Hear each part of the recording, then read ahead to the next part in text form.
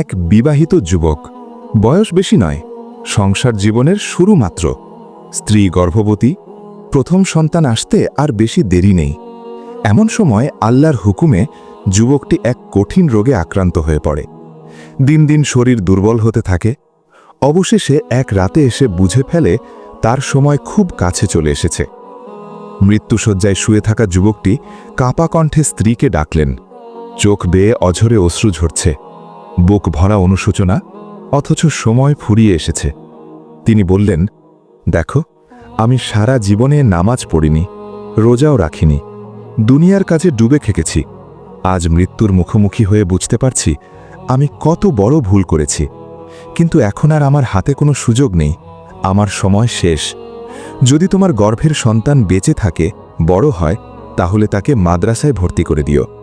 আমি শুনেছি নেক সন্তানদের উসিলায় বাবা মায়ের মাগফিরাত হতে পারে। স্ত্রী চোখের পানি মুছতে মুছতে স্বামীকে সান্ত্বনা দিলেন।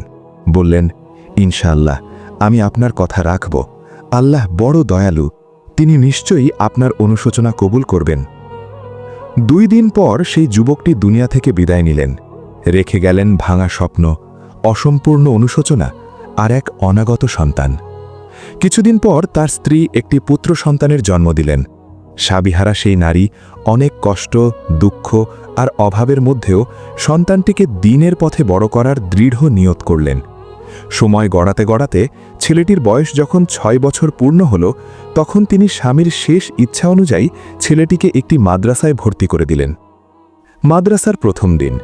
ছোট্ট শিশুটি নতুন পরিবেশে একটু ভয়ে ভয়ে বসে আছে।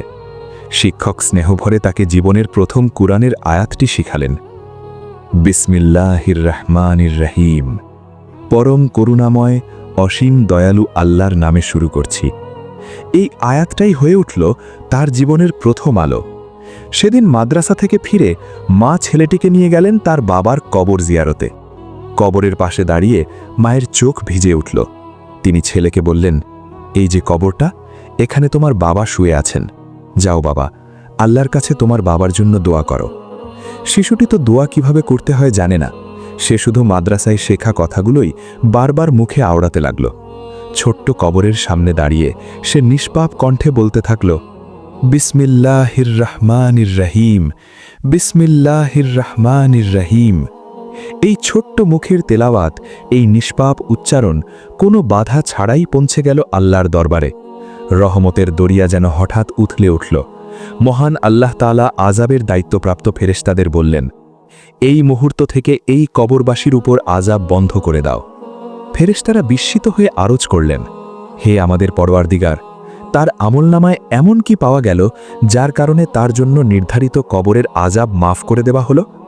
আল্লাহ তাআলা বললেন, তোমরা কি দেখছ না, কবরের উপর দাঁড়িয়ে আছে তার অবুঝ শিশু সন্তান।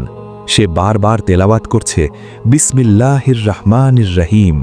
সে সাক্ষ্য দিচ্ছে যে আমি রহমান, আমি রহিম। যদি আমি তাকে ক্ষমা না করি, তাহলে আমার দয়ার সাক্ষ্য কোথায়?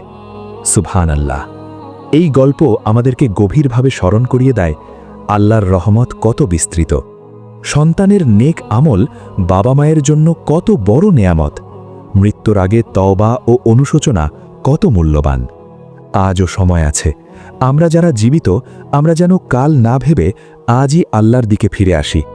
নিজেদের আমল ঠিক করি, সন্তানদের দ্বীনের শিক্ষায় গড়ে তুলি। কারণ হয়তো আমাদের কোনো একটি আমল কিংবা আমাদের সন্তানের কোনো একটি নিষ্পাপ দোয়া আমাদের আখিরাত বদলে দিতে পারে। আল্লাহ আমাদের সবাইকে বোঝার, আমল করার এবং বাবা মায়ের জন্য বেশি বেশি দোয়া করার তৌফিক দান করুন। আমিন।